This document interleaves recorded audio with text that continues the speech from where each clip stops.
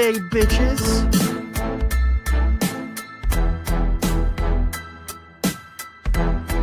Who we gonna pick?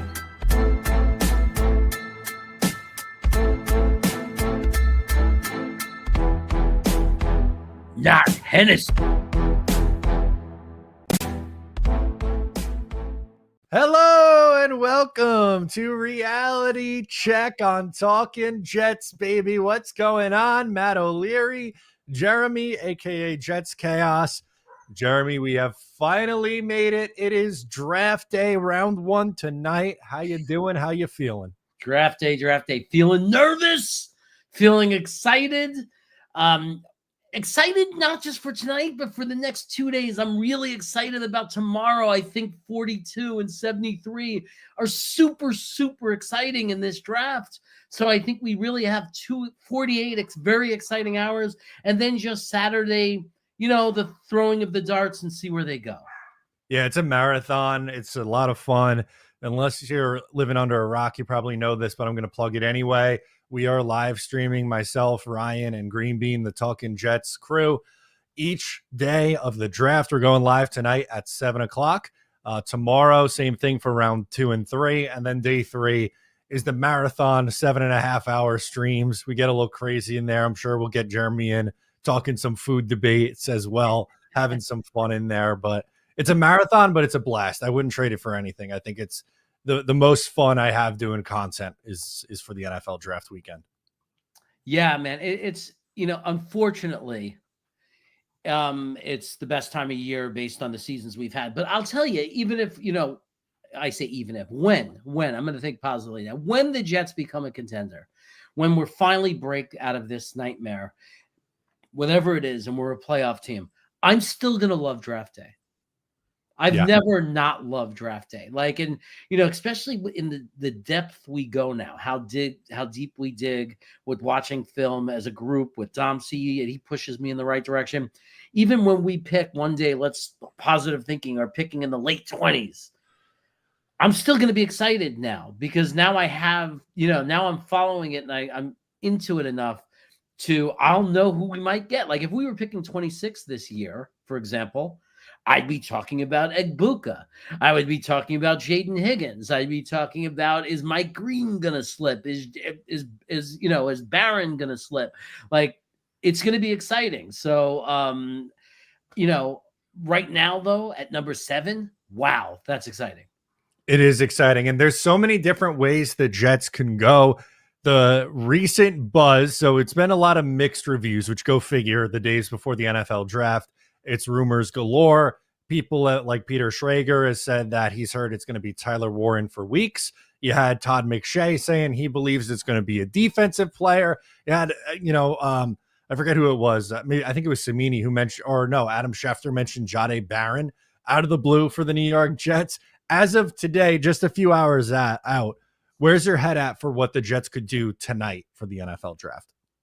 Oh, man, it's like this is – and I'm not. It's not like we knew for sure last year. Last year, though, it felt pretty obvious to me. I kind of sensed it, unless one of the wide receivers, there was like one of, you know, there were 3 that if they slipped, it would have created that big question mark.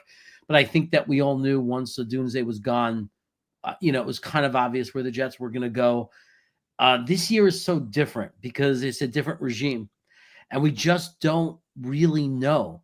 It's so realistic this year that we, you know, like it's not just tight end or offensive tackle. It's tight end, offensive tackle, wide receiver, and nobody, you know, Mason Graham. There's still that camp that wants Mason Graham. And I gotta say, you, especially with the new regime, you don't know that they're not looking at the edges in this class because there are some exciting guys, you know, in the edge position. And I know that's not what the most of the fan base wants. But there's some electrifying players, you know, Mike Green, Pierce. There's some very serious guys that, you know, they don't grade out as top 10 picks in typical years, but that doesn't change the fact that they have incredibly high ceilings where they could be franchise altering type players. So it's really hard to know where they're going to go because we just don't know these guys. they haven't had that draft yet where you could base like past habits off of. So you're right. I think, there's so many different options for the Jets at 7. I still really do think it's going to be between Membu and Tyler Warren. And there's even some buzz that Membu might not be there. Jacksonville can be in play for Membu at 5. The Raiders supposedly could be in play for Membu as well. So what was once a few months ago or weeks ago, 7 might be high for Membu. Maybe not, because I think there's a chance tonight that he actually maybe isn't there for the New York Jets at pick 7. Yeah, look, I personally have Membu over Campbell. So if I was New England, I mean, depending on, I know the left tackle, right tackle thing. So maybe I wouldn't because of that. But I honestly think, and don't get me wrong, Will Campbell to me is definitely still top 20 pick because he offers a very interesting thing. Because Will Campbell offers the insurance of he's an all-pro guard, potential guard. Like could be top 3 in the NFL guard without question. He pancakes people. He might be an incredible guard, which is a nice insurance policy, right? Oh, let's take this kid. If he's a good tackle, then we got ourselves a tackle. And if he's not, the worst case scenario, the floor is so high because we got a guy that's like AVT level, prospect at guard. And I get that. If I was just grading him as a tackle, though, no way. There's no way I'm taking this kid at all. So, yeah, Membu might be gone very easily. It would be shocking if 2 tackles went in the top 6 picks. Shocking, because this is not the year that should happen. No, this is like really not the year that this should happen. None of these guys are even close to Joe Alt. Let's just make that very clear. None of them. They're not like they don't even grade anywhere in the facility. There's like a wide range and gap between a guy like Joe Alt and these other guys. And I would even argue that some of those other guys from last year are also a tier above what we have this year. Tyler Warren, to me, not typically what I'd argue is a top 10 pick, but this year, he's clearly the tight end 1, in my opinion, simply because his floor is so high. Yeah, I think you bring up a good point with Warren in particular. In other drafts, is he a top 10 pick? Maybe not, but every class is different. I don't think you could compare it to last year's and go, oh, well, he wouldn't have been a top 10 pick last year. Okay, fair, but that's last year's draft. Like we're dealing with different players. It's different set of circumstances now. So I'm with you on that one. I think there's a chance that he goes. Right. And I understand, I wish it's something people would understand. Like you can't look at past year. You can't compare year to year.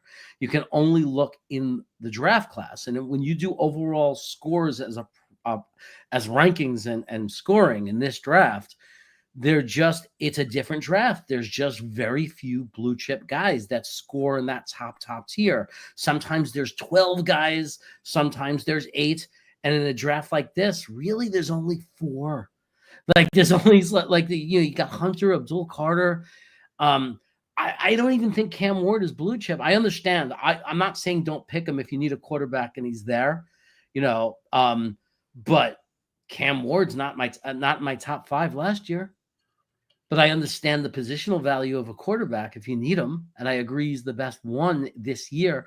So it's such a weird year. But to people who are complaining about that and say that stinks, we got 7 and there's not a lot of blue chip guys. On the other side of that coin, it's an incredible draft for the second round, the third round, and the fourth rounds.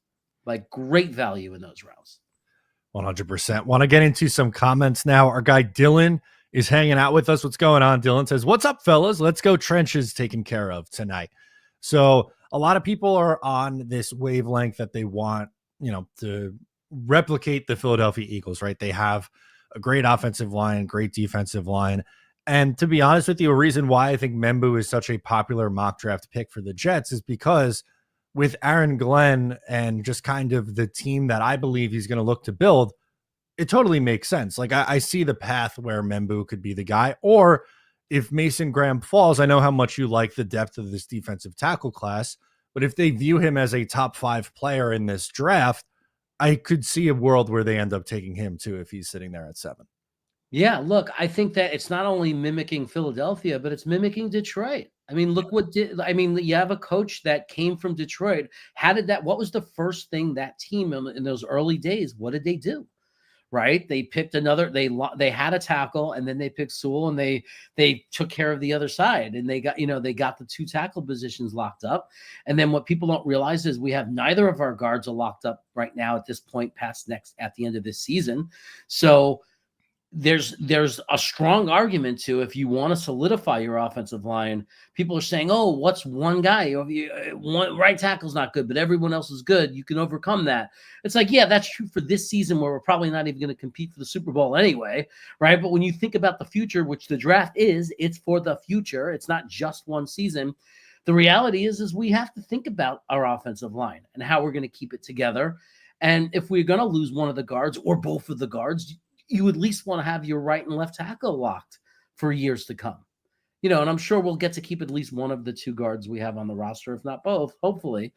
But there's a really strong argument for why you take an offensive tackle here.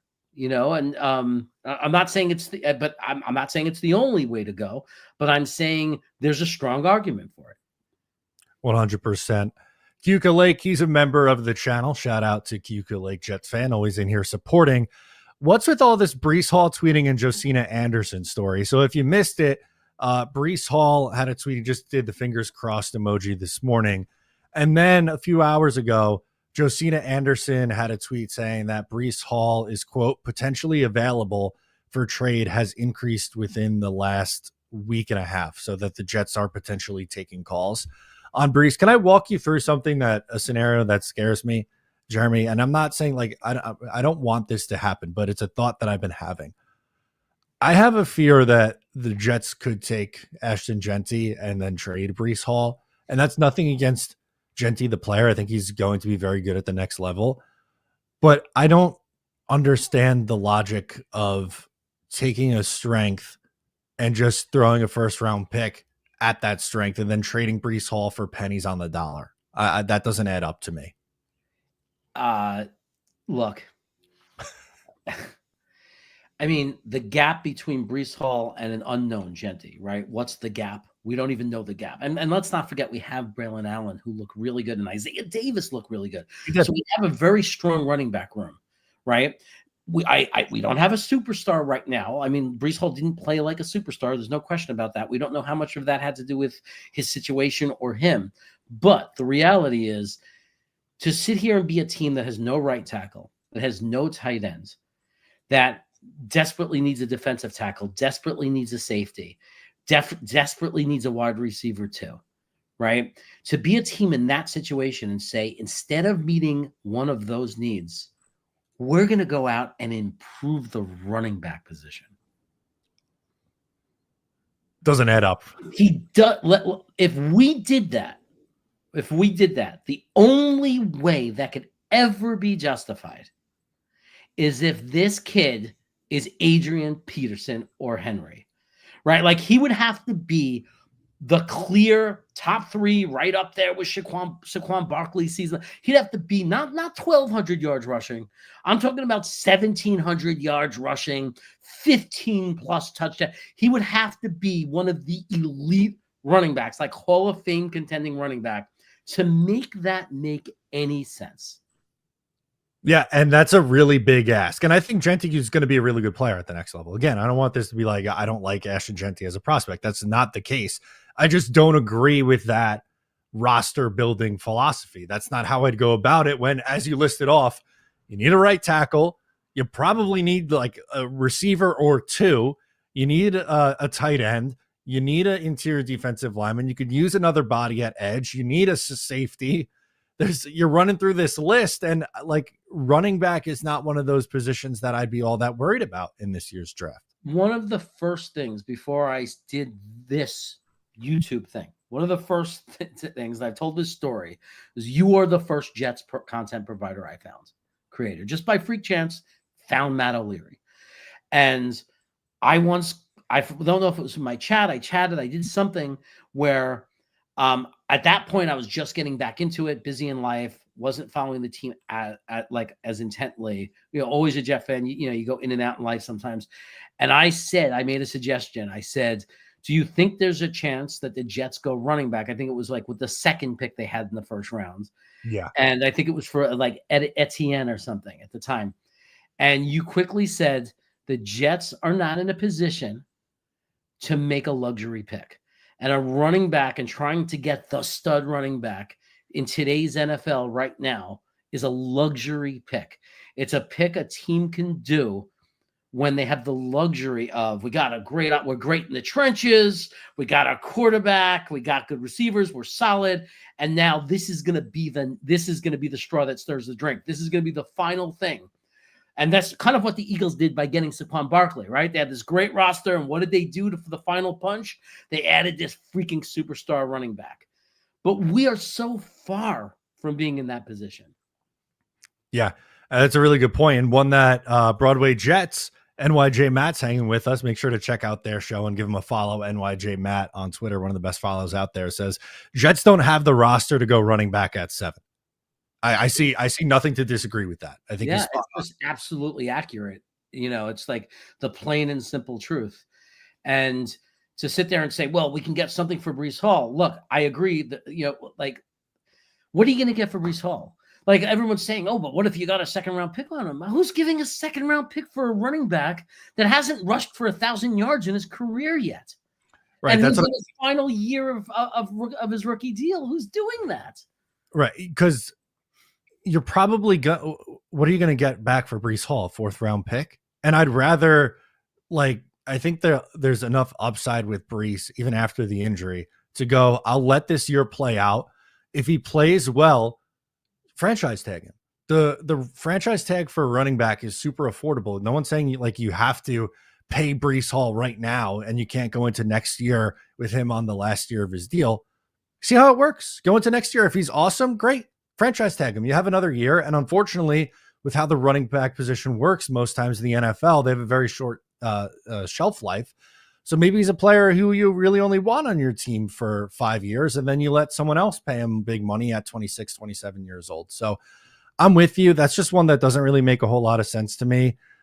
Even if it's, you trade Breece Hall for the 4th and then you're using a day 2 or day 3 pick on running back. I feel like you're creating a hole just to create a hole when you have so many other things that you could accomplish in this draft.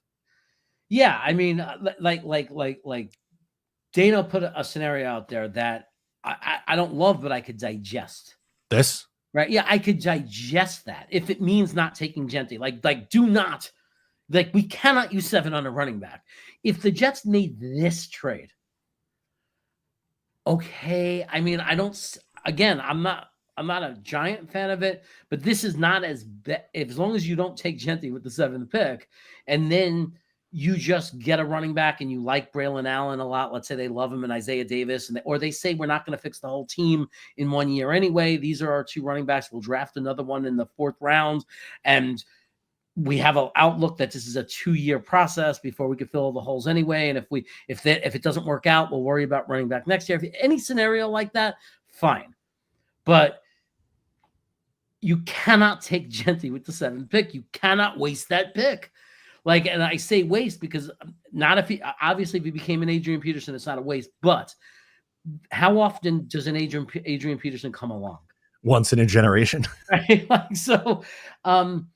Look, I think that the philosophy here is dependent a lot. Like what separates us in our opinions, based on people, is are you looking at it as you're drafting for this season and it's the only sole season in existence and everything is about being the best team we could be this year with no regard looking forward to the future? Or are you understanding we're not winning a Super Bowl? We don't have the roster. We have too many holes. We're not going to win the Super Bowl, but we would like to get there. And to balance not only what's good for this year, but to balance the plan to get to the Super Bowl in the future. And there's a difference, right? And when you have that way of thinking that we're building a team over the next 2 to 3 years, hopefully sooner than later 2 years, you have 2 drafts to do it. And you need 2 drafts and 2 off seasons to do it. You need it because we have so many holes. that sometimes it just makes sense to take the best players available to fill some of those holes as the best way you can, and then next year fill in the rest as best you can. Exactly. And I feel like that, and this isn't breaking news or any outlandish out there, thought, but it really depends on how the board falls for you for the Jets in this draft. Let's starting with tonight at 7. If they go Armand Membu, that completely changes how day 2 and day 3 go for them. Yeah. If they take Tyler Warren, that completely changes, right? And that, I think, is really the interesting part, because in years gone by, I think it was a lot easier to go, okay, 2021, you knew they were taking a quarterback second overall. What else are they going to do? Last year, it was pretty much offensive line or Brock Bowers. What else are they going to do on day 2 and day 3? This year, they can go a million different directions. And then that obviously has a direct correlation to what you're going to do in the second, third round and beyond. Right. Because if we take Membu, 80% of our fan base, Mason Taylor, Arroyo, Terrence Ferguson, Gunnar Helm, like these are names we're going to be throwing out, right? We're going to be, especially Mason. I think, Taylor is going to be the name you hear the most, right? And that's going to be the huge name. If we take Tyler Warren, you're not going to hear anything about Mason Taylor, right? You're going to start hearing Walter Nolan defense. You're going to start hearing, is Jaden Higgins going to slip to the second round? You're going to, and you might hear Noel, like people who like him. You're going to start hearing a totally different thing. Connerly, will he slip off? Easery. Like, you're right. The conversation completely changes based on the pick we make at 7. And that's kind of a fun, exciting thing. No, it is. It absolutely is. And, Christopher's hanging with us in here, and he's saying, if Warren, then other positions, and if Membu, other positions. So kind of just repeating, right? Like, if they go Warren, I know we've spent a lot of time talking day 2 options for the Jets at tight end, and Mason Taylor and Gunnar Helm and Elijah Arroyo and guys that we like. Well, you're throwing all those names out the window. And same thing with, like, the Jets met with, Arante Ursary, the day 2 tackle. And they met with Harmon and some other who's the other interior defensive lineman they met with? He's blanking out. Maybe out of Toledo. And Alexander. Yeah, I believe they met with him as well. That's, so that's that D Alexander. That's, I say D because I always say Darius. I always call him, instead of Darius, I always call him Dorian, and I get made fun. But like, that's a Dom C special. Let me see. Dom C got me into that player, boy. Like, I'd be, as much as it would hurt in the second round to take him, and I say hurt meaning if we take Membu and then him, who's, what's going on with tight end, and then we're not going to get a receiver, as much as all that would hurt, the excitement of getting a guy like Alexander, cannot be denied. He's an amazing player. Right. And like, I'm just pulled up while we were talking interior defensive linemen. Dom C, and I think, all of us here at Talking Jets, we hold a lot of stock to what Dom C says, because he studies prospects year round. And, for someone like me, I really only get into it after the season. There's just too much going on, and I don't have the insight that he does. But there are 17 names listed here for interior defensive linemen that he has a first round grade to a fourth round grade on. So there's going to, the point being, there's going to be so many different options for you, which is why, in my opinion, what I would prefer to do is wait on interior defensive line if you're not taking Mason Graham, because I think he is a tier above these other guys, and try to hit on right tackle, tight end, wide receiver on the first 2 nights of the draft, because I think there are better interior defensive line options in the late third, fourth round than there would be for tight end or wide receiver. Absolutely. And if you look at 2 years ago, when we had an amazing defensive line, we didn't need another Q. We just needed a Jefferson. Like, we just needed a run stopping defensive tackle.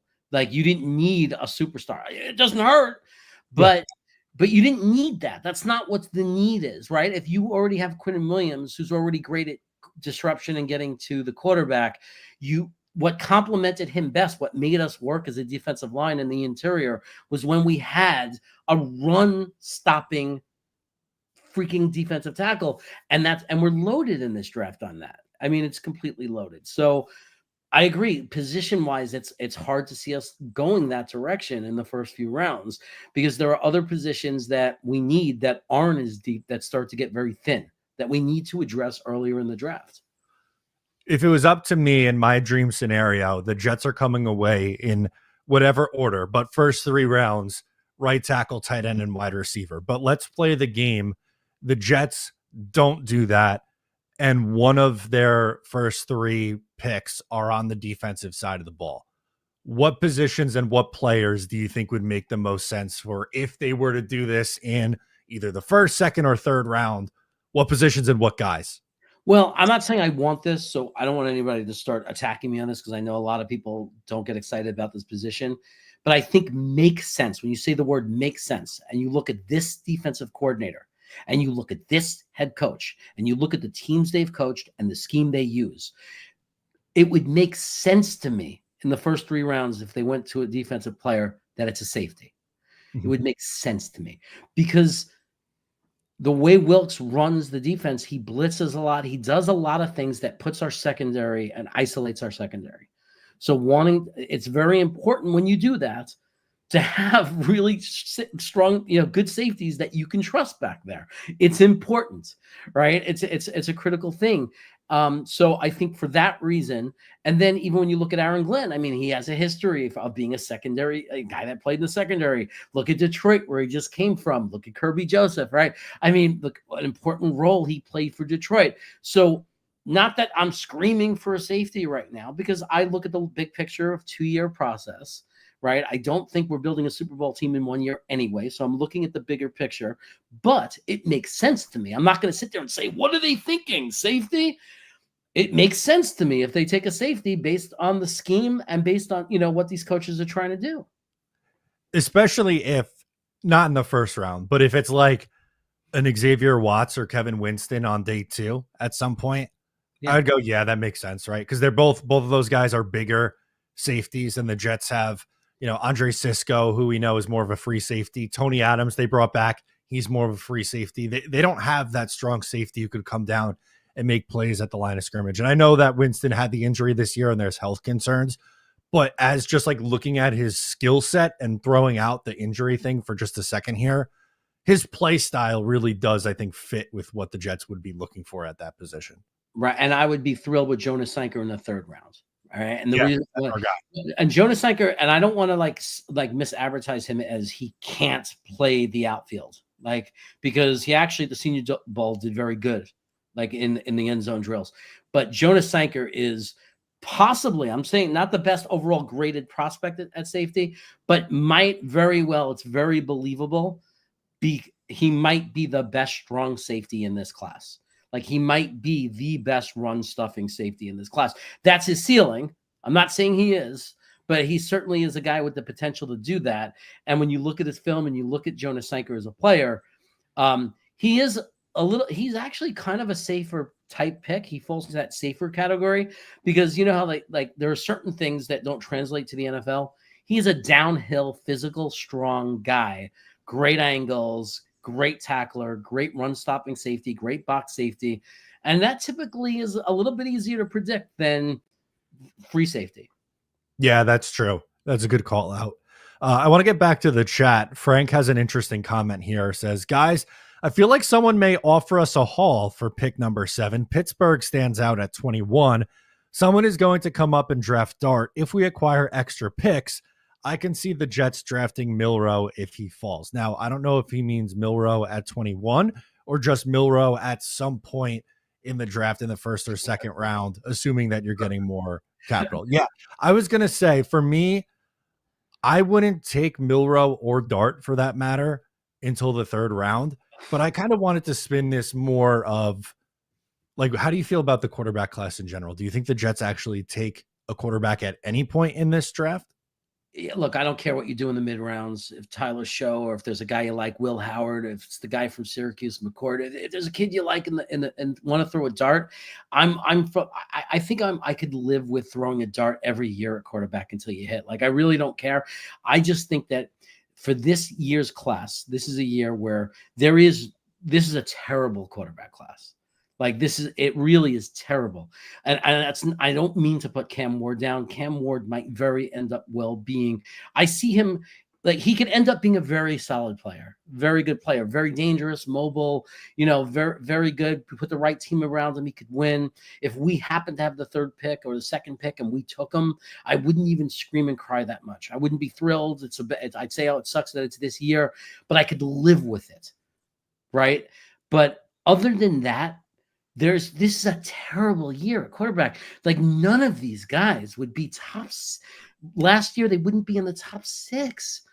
Like there's and next year, none of them would be top 3, top 4 picks next year. It's a terrible year for quarterback. But 4th round pick, throw a dart. Who knows? Maybe Will Howard's going to be good. Maybe Tyler Show is going to be good. Maybe any I'm okay taking any of those guys because we've seen it in the history of football that sometimes a 4th round quarterback ends up being a really good quarterback, and I'm all for it. But no, I think it's a terrible quarterback class. I think that if they're going to take a quarterback, hope to God it's after round 3, and again digestible. Like I'll never argue with throwing a dart at quarterback because as low chances as it is, as low as the probability, the reward is so high if you're right. If you're right, I think there's not a better position to be right about than the quarterback. That obviously helps you out a lot. I don't think the Jets have to take a quarterback. If you're going to throw a mid-round swing at someone, the guy that I think I like the best is Will Howard, but I wouldn't, if you're asking me today, I don't think the Jets come out of this draft with a quarterback. I think they're going to build the roster around Justin Fields. And if it works, great. You have your guy with Fields. If it doesn't work, then okay, you can try to find your guy next year. Now, in a trade down with Pittsburgh, going from 7 to 21, that's going to cost a lot for Pittsburgh. So I think you would be getting a 1st round pick next year in order to move back. And they don't have a 2nd this year. So probably something like their 3rd round pick and next year's 1st, I think would be what the trade is. One, would you take that or would you rather stay put at 7? And if you are taking it, what players are you looking at? I mean, look, it's pretty far to go back for next year's 1 is not a bad thing. I'm not saying that, but for just the 3rd this year, I might even want their 4th. Like I might want just an extra 4th round pick. I just want to say that. Or next year, I want their 2nd also. Like I would want it to be more. I think point wise, it doesn't match up. For them to come up all the way from there to 7, I think I need more than just their 1st next year. I want more help this year. I think most people agree with that. But if there was no other offer and it was their 3rd round pick in the 1st next year, I won't be unhappy. I'll be a little, I wish we could have gotten more, but I won't be unhappy. I don't think it's a terrible thing, mainly because happens to be who I am. I am a big believer in the quarterback class of 26. And if you get me another 1st round pick, now I have the ammunition, no matter how we perform next year, whether we win games or not. But if we win games, we have the ammunition to move up and get the quarterback we want next year. And that's what this franchise desperately needs. The 40 years I've been a fan, what have we needed? We need a freaking franchise quarterback. I believe that guy is most available next year's draft. And if you're going to give me ammunition to do that, and then to answer your other question at 21, I don't think he will, but there's a chance Loveland will be there. I'm perfectly happy taking him at tight end. Matthew Golden could be there. I'm perfectly happy taking him. Luther Burden, if you want to go wide receiver, might be there.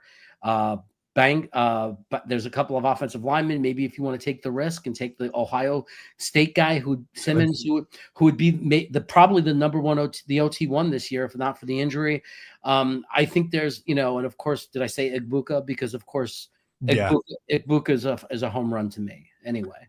I think 𝐒𝐿𝐵𝐾𝐭 or Loveland would be who I'd want, but honestly, I don't know if Loveland's going to be there anymore at 21. I think there's a chance he goes earlier because there's a lot of teams that really like Warren, but there's a lot of teams that also really need a tight end. Like Indiana, if Warren goes in the top 10 somewhere, could the Colts at 14 not then just go, all right, then we'll take Loveland because we think he's a 1st rounder and he's going to be a good football player? Yeah. Let's go to this super chat. Jake goes, let's go. Is this the draft stream? I've been waiting. Highlight every year. LOL. Jeremy, tell me you love Lampkin day 3. Dom tells me he's too short. So we will have a real live, this is not the main draft stream. That is going to go live at 7 o'clock. This is just a little precursor to that. But what do you think about Lampkin? Okay, so I'll say Dom C is not just basing it on him being too short, because Dom C will look past things if he sees it in the film. When Dom C sees the issue that he has affecting the play, that's when he has a problem. So, for example, Aeneas Peebles, right, is a defensive tackle who's extremely undersized, but he plays through that. It doesn't show in his game. It allows him to get leverage. I forget who I'm thinking of. The Pittsburgh guy that they ended up taking that Dom loved is like kind of a player comp. It was another small defensive tackle who plays really well. He's a guy we loved 2 years ago. I'm forgetting his name. 𝐒𝐿𝐵𝐿𝐵𝐿, right? Yeah, Cansey. So that's an example of Dom overlooking like an issue, right? Like, so I think his problem with Lampkin goes deeper than just his height. I happen to like Lampkin. I think as a day 3 pick, because I think there's very little risk. I think he's going to slip really far because of his height. And I think that's not a bad dart to throw, but I wouldn't count on it. Like, that's not like, I wouldn't do that instead of a plan to take Miles Frazier. No freaking way. Like, I'd much rather grab Miles Frazier in round 4 than wait and say, oh, we'll get Lampkin in round 6. Like, no. Like, do not do that. But if we miss out on Frazier and have no one, and at that point he's on their board as the best player available, fine. Nothing wrong with it. But I promise you, it's not just that he's too short. It's the same thing with everyone thinks we don't like Will Campbell at tackle because of his arm length. Dom C pointed it out to me, and I joined him in not liking Will Campbell as a tackle way before the combine and we got his measurements. Because it's not just that he has short arms, it's that you see how it affects his play. Like, correct. He doesn't line up correctly. He cheats to the outside because of his arm length. So it literally affects his play. Yeah. No, exactly. The size worries me, but on a day 3 like this, we're not talking about a 2nd round pick here. You're talking about a 5th or 6th round pick at that point. So obviously different expectations. Another super chat from Zach Rosenberg says, need weapons 1 and 2. 3rd round offensive line will load the box. The pass opens up the run. We hope Fields is a poor man's Hurts right now. Hurts has Barkley, AJ Brown, Devontae Smith, and Dallas Goedert. Fields doesn't, in my opinion. So I think that's a good point. If you're trying to see the top line ceiling for Justin Fields, I think Jalen Hurts is a good comparison for that. I'm not saying he's at Hurts' level right now. I don't think that's fair. Hurts just went to win a Super Bowl, a few months ago, but they do definitely need more. They don't have a starting tight end on the roster. They don't have another starting caliber wide receiver, in my opinion, on this roster. I think you got to fix that in the first couple rounds of this draft. Yeah, I would say I would combine 2 players, because I think that Fields is a better runner. I think than Hurts. I think that Fields might be more Kyler Murray level, like as far as a threat mobility wise. I don't know what his ceiling is as a passer, but Hurts, that might be a fine comp.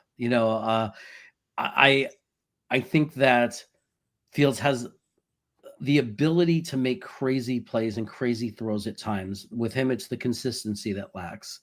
Like, he hasn't proven that he could sit in the pocket and make all the different kind of throws, right? But there are times on the run where he will do just Superman things. And I think the hope is, can we put Fields in a situation where he's able to do more of that more consistently, so we can get something out of him and actually win games? Because he has won games, right? He was like, 5-2 at Pittsburgh. I mean, he had a winning record, but I think the limit, I don't think that, the difference as far as Hurts, I think the difference is that unless he changes and develops, and anybody could change, but up until now, I just don't think that Fields has, I think he has a lot more limitations than Hurts has as a passer.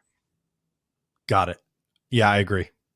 So, and Zach follows it up with Fields just has Garrett Wilson, which is true. We just went through the wide receiver and the weapons rankings. They need a tight end. They need another receiver. I saw an interesting tweet that came out maybe 15 minutes ago from Connor Hughes that I wanted to pull up, Jeremy, because this is something that we haven't talked about in a while. And he's saying that it's a potential option for the Jets. still in the first round. And what he says is playmaker or offensive line are the two positions I've heard linked most to the Jets over the last 48 hours. And then he goes on to say he wouldn't rule out Tet McMillan. Receiver was specifically mentioned by one source. The lack of quarterbacks in this year's draft has made the first 6 picks uncertain. Number of different directions the Jets can go. I will say this, Jets rumors, rumblings, significantly less prevalent this year, far less out there. Not usually the case this close to the start. Interesting to see Tet McMillan's name come back, because I know that's a name that you like a lot. I like him too. I think he's a good player. But we haven't, as Jet fans, really talked about him as an option in months, I feel like. Yeah, I think the problem with Tet McMillan, I love him, and I still have him as my WR1. I love him, but there's one thing I will acknowledge that makes him, this is why he's the polar opposite of Tyler Warren. I think that because Tyler Warren, I don't even know it out of the tight ends if I believe he has the highest ceiling. I think he's my tight end 1. He has the highest floor, and I think he has the potential. He's one of the guys that might have the highest ceiling. But I think there are a lot of tight ends I could name that might end up being better and having a higher ceiling. Ted is the opposite. Tet McMillan, to me, clearly has the highest ceiling. Like, to me, he could be a freaking superstar. But when I say he's the opposite, the problem with Tet McMillan is he also can be a complete bust. He's a huge gamble. Like, his floor could be very low because he's lined up. And Tom C, I got this from him, so I don't want like stealing takes, but so I'll be really honest that this comes a lot from Tom C. The fear about Tet McMillan is so many of his snaps were lined up from the slot. And there is the question of, is he going to, if you used him outside in the boundary, is he going to be able to get off the line of scrimmage fast enough? That's a good call out. There's also been some people in the league don't think Tet McMillan loves football, and that's a red flag for some. I feel like people are either really high on him or really low. I get that he's polarizing. To me, I think if we're not including Travis Hunter, who we know is going number 2 off the board, I think Tet's the next best wide receiver at that point. Yeah, I mean, look, I love like if we take Tet, right? Everybody, rather than be angry, be concerned. Yes, be concerned that he might have a low floor, but don't freak out and say I'm not a Jet fan anymore, because if he hits, you're going to be very happy we took him. If he hits, you wouldn't want a Michael Evans type player on your team, because that's what he could be if his ceiling could be. I'm not saying he is. I'm saying if he hits his ceiling, that's the kind of player you're looking at. You're looking at the kind of a guy who can get over 1,000 yards every year. Just be your end zone, your touchdown machine in the red zone. Like, he could be a very, very powerful impact player. But, so be concerned. Don't be angry yet. Like, root for him, because if he pans out, if we took McMillan and he pans out, no one will be unhappy. Exactly. Jake chimes in. He says he's 2 reads and run, talking about Justin Fields, which is why tight end is the move. Look, you don't have to sell me on it. I would love if Tyler Warren's the pick. I think he helps the Jets offense in both the passing game and the run game.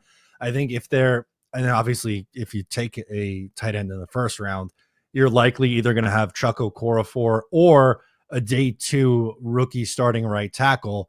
He can help with the right tackle. The Jets, I keep bringing this up, but against the Pittsburgh Steelers last year, Tyler Conklin pretty much was stapled to Morgan Moses' right hip pocket, and they neutralized TJ Watt in that game. And I think that would essentially be the Jets' plan to help hide maybe the rookie issues of a second or third round guy starting right away. And I think Warren, with his blocking ability, would be an immediate impact in the run game. And then he's a pass catcher, yards after the catch.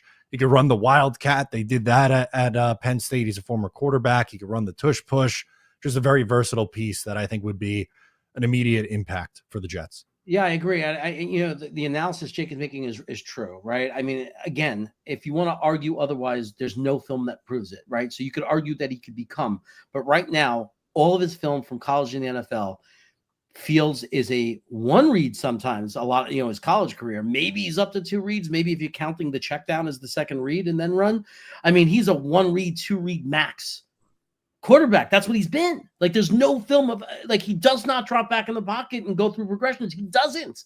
Like, or not successfully. There's no film of that. Like, everything in all these years of college and his 3 years in the NFL. Everything says that he is one read and check down and then go run. That's what he is. And yeah, Tyler Warren, you can make the argument, what better pick is there than to have a guy like Tyler Warren to check down to?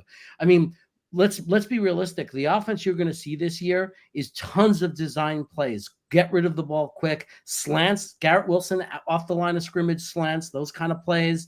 Lots of design plays where Fields is going to be asked, look one direction. If that's not there, maybe you have your check down in Warren or run. That's what it's going to be. You're not going to see him drop back 5 steps in the pocket going 1, 2, 3 through progressions. It's not. He has shown no evidence that he's capable of doing that. Right. That would be if he is doing that, that would show just massive growth then, right? But like, I don't think we can expect that. You'd have to give this coaching staff like a Nobel, I don't like the biggest award, a Nobel Peace Prize, like the biggest award you can give them. And I'm not pretending I could sit there and say it's impossible that Justin Fields could be that.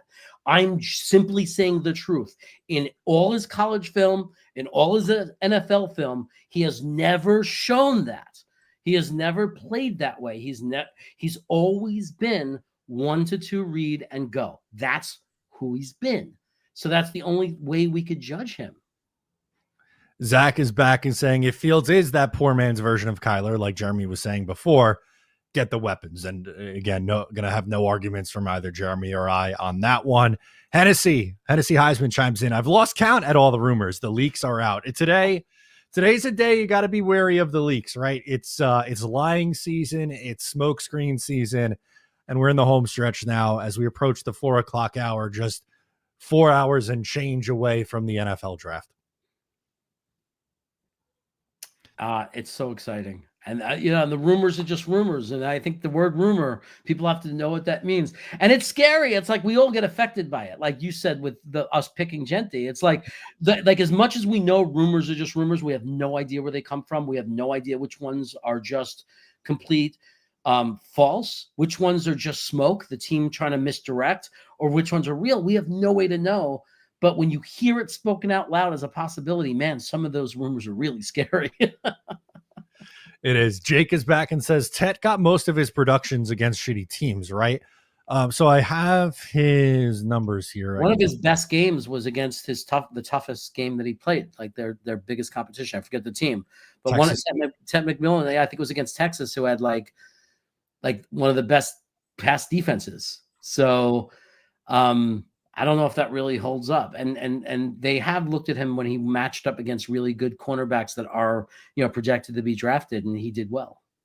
Yeah. So you have the big game was against New Mexico in a 61-39 win, 304 yards and 4 touchdowns. Obviously that's really the big one. But there are some other good games out there. Again, Kansas State had 138 yards, had 161 against Texas Tech, 200 against West Virginia, 115 against TCU. So it's not like he was a complete bum the rest of the way, but yes, obviously his best game of the year came in week 1. Yeah. I mean, and let's not start rating players by, did they play Alabama or Georgia only, right? Or Texas. Like in other words, this is not like, there's a difference between he played for North Dakota, right? Versus, like those teams that Matt just listed, TCU, Colorado. I mean, they're real teams. I'm not saying they're Alabama, but they're real teams. But if the criteria is going to be they had to have done it against Georgia and Alabama and Texas, like if that's the criteria, then you're going to have to cross half the names of this draft off the list, right? Because that's just the nature of college football. I try not to look at the New Mexico game as the only thing. When you're looking at film, you look at the traits, right? And it's like, I've seen him make cornerbacks fall down, like just with his physicality and just his explosiveness. So like he might not have the outright speed when he runs a 40.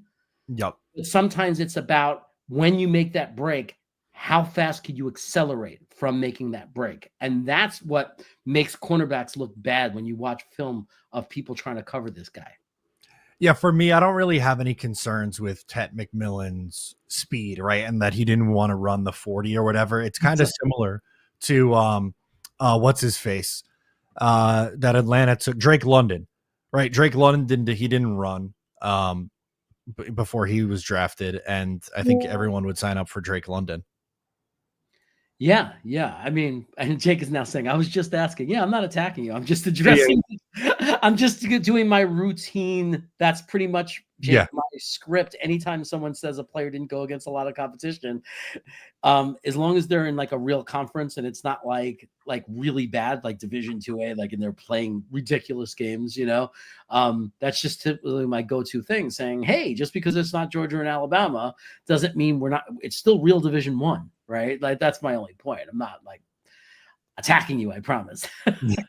He gets passionate. That's all.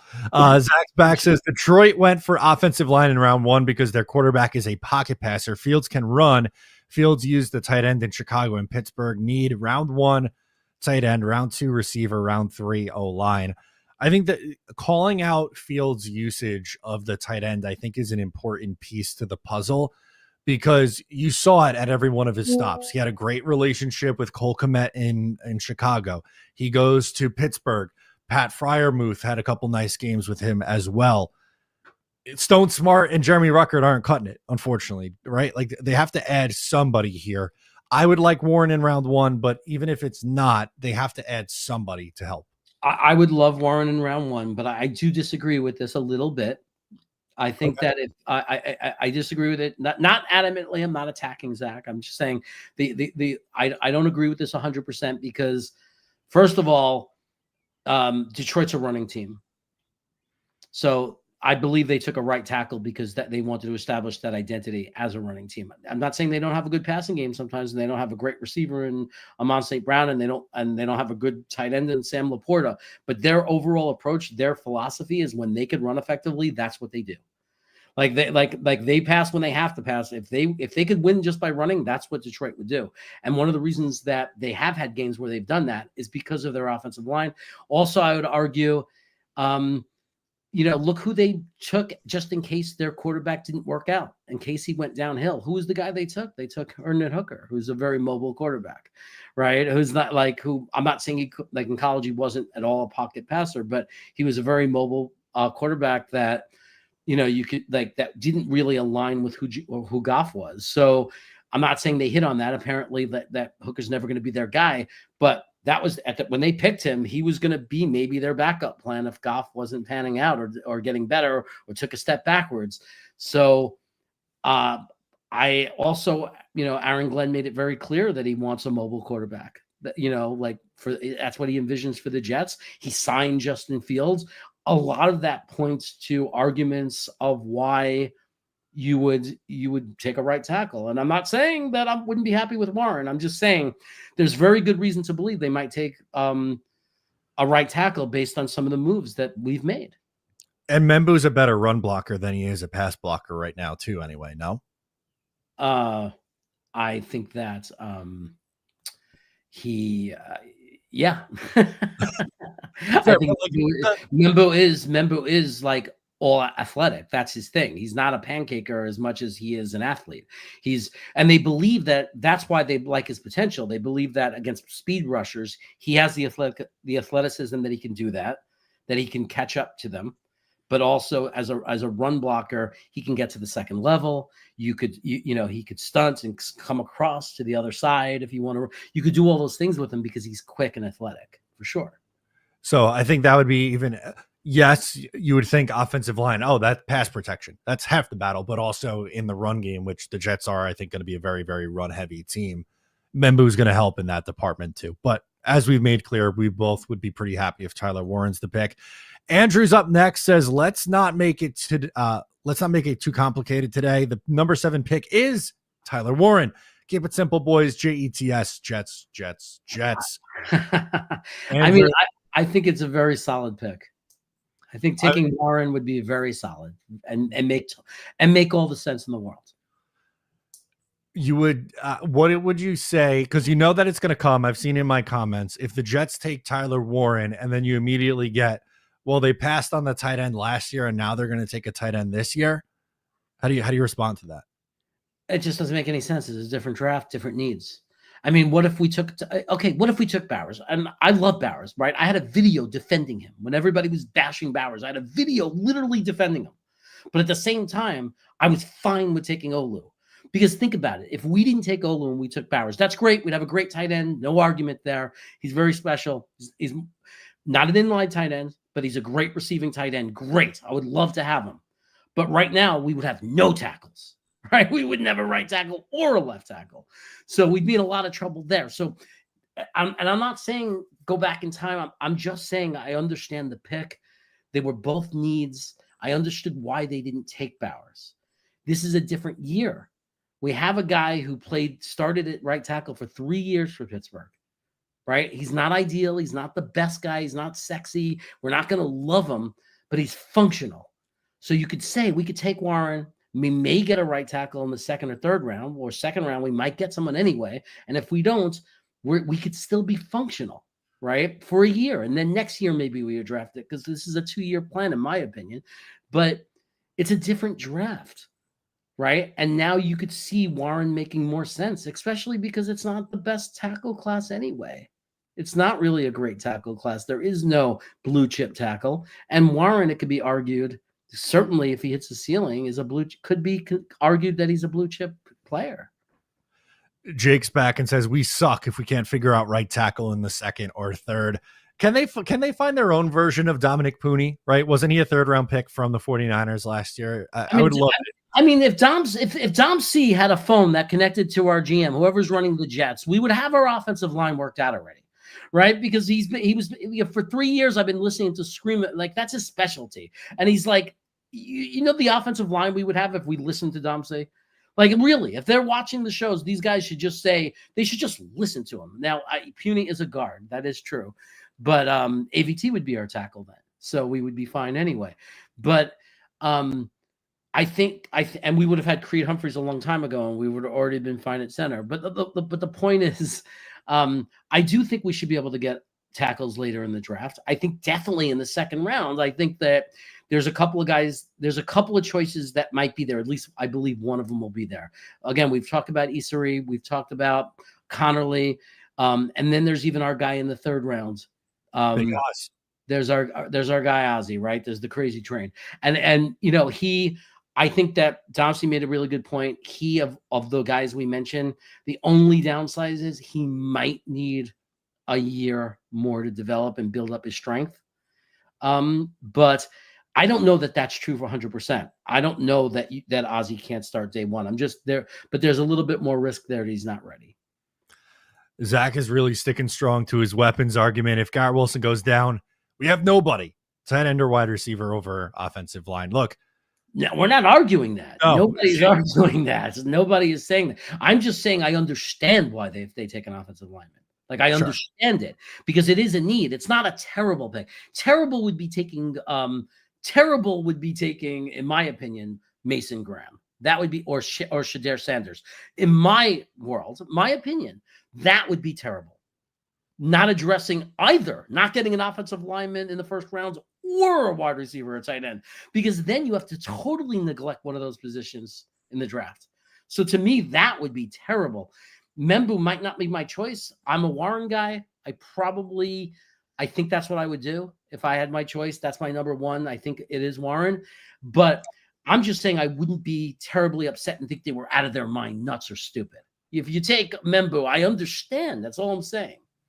That's exactly where I'm at. So in my what I would do final mock draft, I took Tyler Warren. In my predictive mock draft of what I think they're going to do, I took Membu.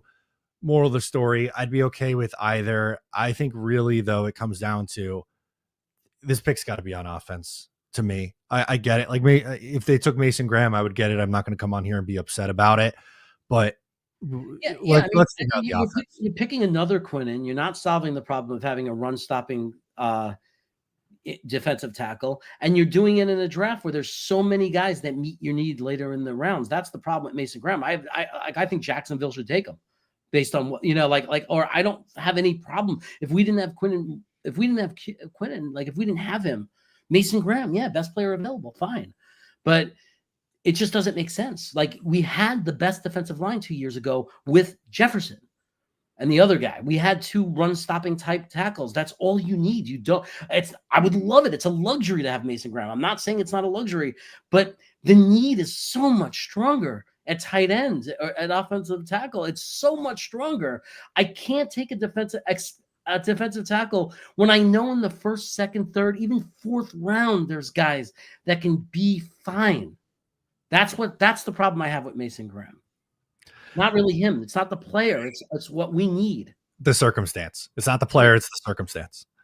Zach's back with the final one here at the buzzer saying ghosts of Jets drafts past. They'll take a defense. So you'll get the Will McDonald reaction tonight if the Jets go defense more than likely, I would say. I love it. Good stuff. And then, Jake got into just think drop off from tight ends is more than right tackle.